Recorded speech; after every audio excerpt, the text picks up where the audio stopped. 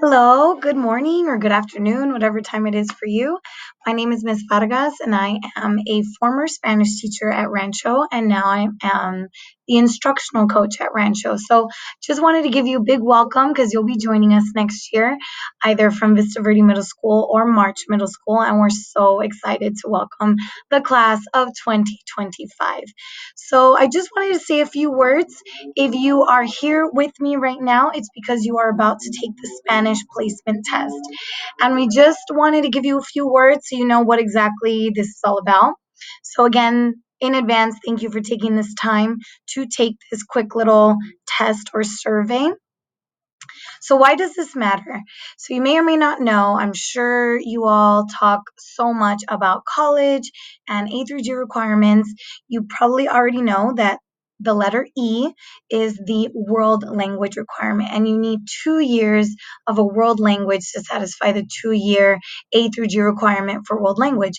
At Rancho, we offer three languages. We offer Spanish, Mandarin or Chinese, and we also offer ASL. So you can choose to take any one of those three languages. If you have the very strong desire to take Mandarin or ASL, American Sign Language, please make sure that you communicate that with your counselor.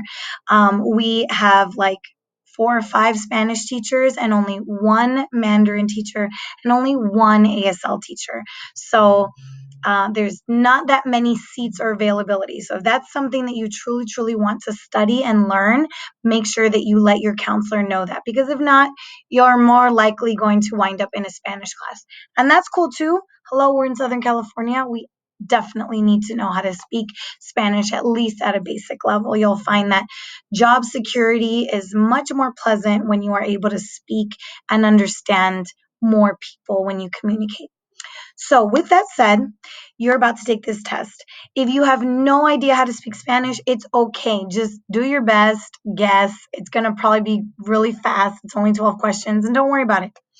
Now, if you do speak Spanish at home, or maybe you kind of speak it or you understand it, if you're somebody that's in between, yeah, your family speaks it, but not me so much, whatever the case is, we want you to do your very best and then let us decide where we feel is your best placement and what level of Spanish.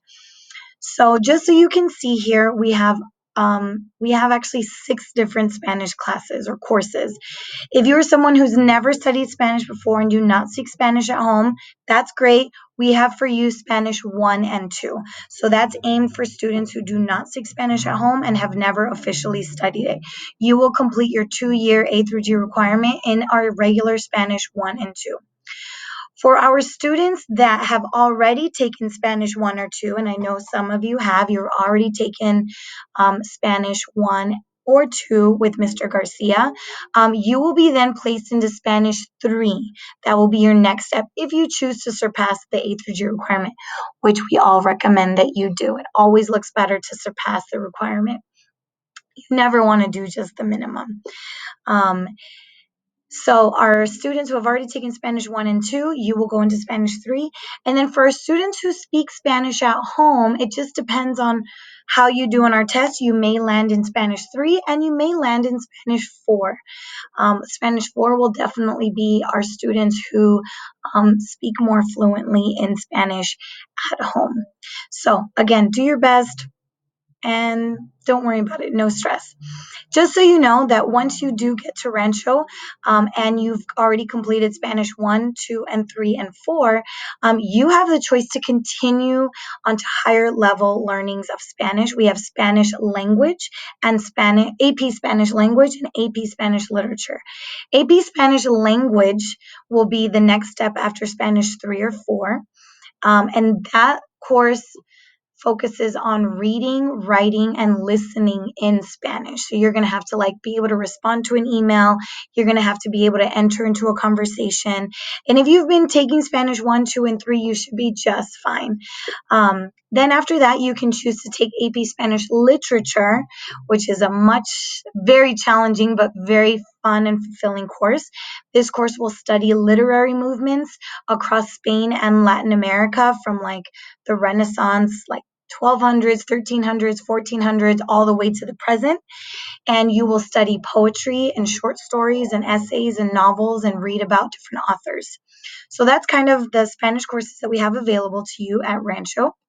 Depending on how you do on this test, like I said, if you've never taken Spanish before and you don't speak it at all, you'll be in Spanish 1 and 2. That one's easy.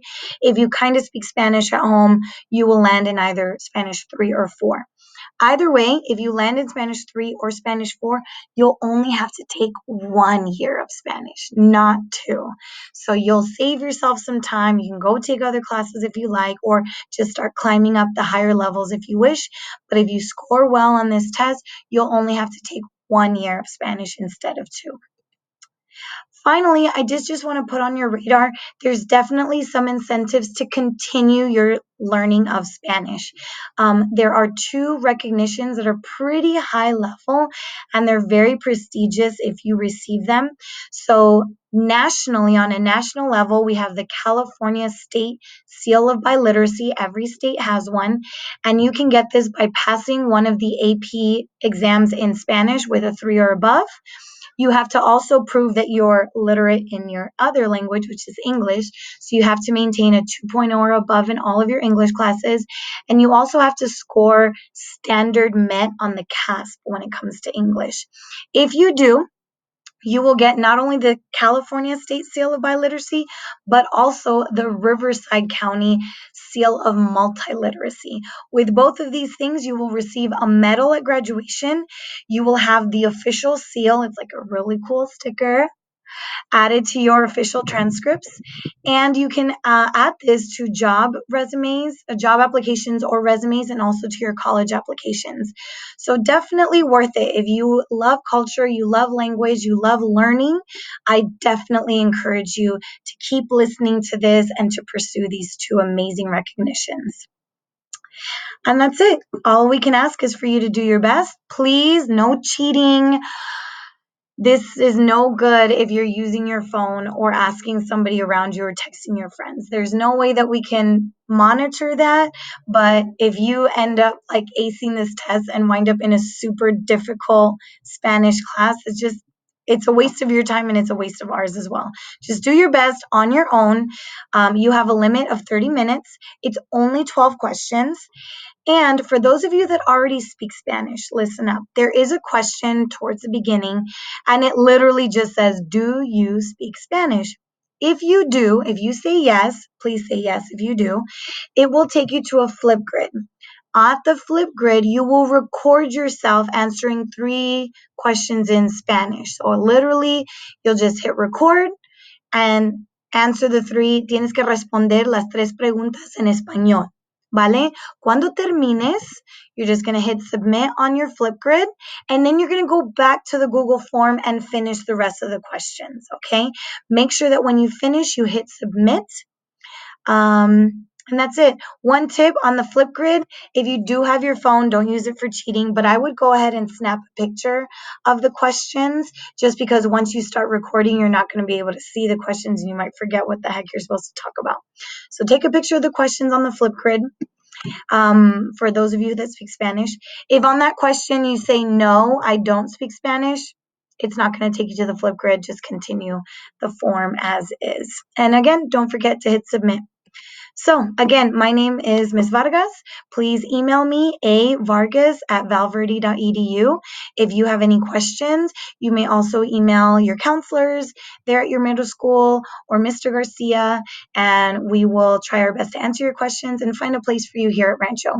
We wish you the best, stay safe, and can't wait to see you class of 2025. Adios.